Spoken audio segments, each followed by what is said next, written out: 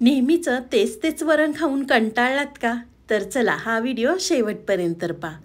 Hi hello नमस्ते. स्वाती सांडबोर या YouTube चॅनलवर तुम्हा सगळ्यांचं अगदी मनापासून स्वागत करते. तर इथे पहा मी 3 डाळी घेतलेल्या आहेत. मसूर डाळ, तूर डाळ, मूग डाळ घेतलेल्या आहे. ह्या सेम मी तिन्हीसुद्धा डाळी घेतलेल्या आहेत.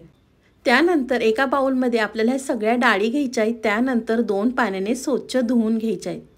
धुतल्यानंतर या डाळींमध्ये आपल्याला पाणी घालायचं आहे आणि एका साईडला ठेवायचं आहे. आपण डाळीमध्ये पाणी का घातलेलं आहे ते तुम्हाला मी पुढे सांगतेच. तर चला डाळीचं एका साईडला ठेवून देऊया. इथे मी मिक्सरचं भांडं घेतलेलं आहे. मिक्सरच्या भांड्यामध्ये आपल्याला 7 ते 8 लसूण पाकळ्या घालायच्या आहेत. लसूण पाकळ्या घातल्यानंतर इथे मी 2 मिरच्या घातलेल्या आहेत, कारण घरामध्ये लहान मुलं होती त्यामुळे त्या ठिकाणी मी 2च मिरच्यांचा वापर केलेला आहे. तुम्ही 3 किंवा 4 मिरच्या घालू शकता. त्यानंतर आपल्याला थोडंसं आलं घालायचं आहे आणि ते पहा मी सुकं खोबरं घेतलेलं आहे. अगदी थोडंसं सुकं खोबरं घ्यायचं आहे.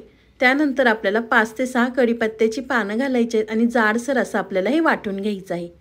तर इथे पाहू शकता तुम्ही मी जाडसर हे वाटून घेतलेलं आहे. त्यानंतर एका साईडला कुकर गरम करून घेतलेला आहे. कुकरमध्ये आपल्याला तेल घालायचं आहे. तर इथे मी 1 चमचा भरून तेल घातलेलं आहे. तेल गरम झाले की त्यामध्ये छोटा चमचा मोहरी घालायची आहे. मोहरी तडतडली की लगेच आपल्याला जिरे घालायचे. जिरे मोहरी तेलामध्ये तडतडली की त्यानंतर आपल्याला कढीपत्ता घालायचा आहे. कढीपत्ता तेलामध्ये तडतडला की इथे मी मोठ्या आकाराचा 1 टोमॅटो बारीक कट करून घेतला होता. तेलावरती आपल्याला टोमॅटो छान असा मऊ करून घ्यायचा आहे. टोमॅटो परतून घेतल्यानंतर आपण जे मिक्सरला वाटण तयार करून घेतलं होतं ते वाटण घालायचे आणि ते सुद्धा अगदी 1 ते 2 मिनटं आपल्याला परतवून घ्यायचं आहे. त्यानंतर थोडीशी कोथिंबीर घालायची आणि थोडंसं हिंग घालायचं आहे आणि हे सगळं साहित्य आपल्याला टोमॅटोवरती परतून घ्यायचं आहे. तुम्ही जर एकदा या पद्धतीने वरण करून पाहिलं ना हो, तर नेहमी हीच पद्धत वापरून कराल. एवढ्या भन्नाट चवीचं हे वरण तयार होतं. तर इथे पाहू शकता तुम्ही वाटण टोमॅटो अगदी छान परतलेलं आहे. त्यानंतर त्यामध्ये आपल्याला अर्धा चमचा हळद घालायची आहे.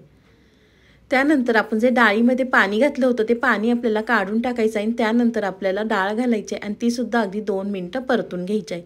आपण डाळीमध्ये पाणी घालून ठेवलं होतं त्यामुळे डाळी अगदी छान भिजतात आणि कुकरच्या 2 शिट्ट्यांमध्ये ह्या डाळी अगदी मऊ शिजतात. त्यामुळे आपला गॅससुद्धा बचत होतो आणि अगदी झटपट हे वरण तयार होतं. तर इथे मी डाळीसुद्धा अगदी 2 मिनटं परतून घेतल्यानंतर त्यामध्ये आपल्याला गरजेनुसार पाणी घालायचं आहे. तुम्ही माझा व्हिडिओ इथपर्यंत पाहिलाच असेल ना आणि थोडा तरी तुम्हाला माझा व्हिडिओ आवडला असेल ना, तर प्लीज आपल्या चॅनलला एक सबस्क्राईब नक्कीच करा.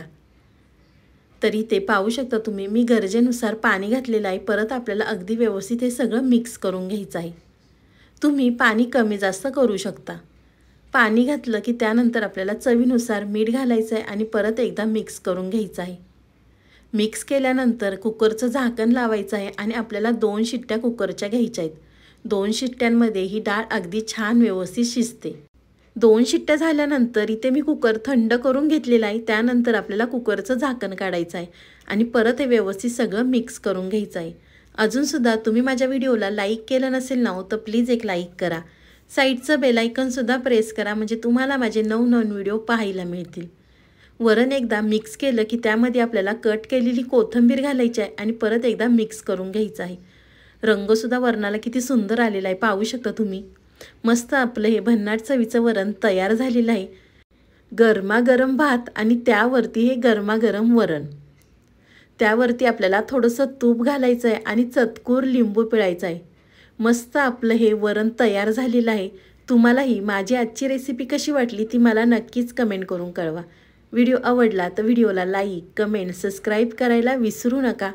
तुम्ही माझा व्हिडिओ कोणत्या शहरातनं पाहता ते सुद्धा मला कमेंट करून नक्कीच कळवा.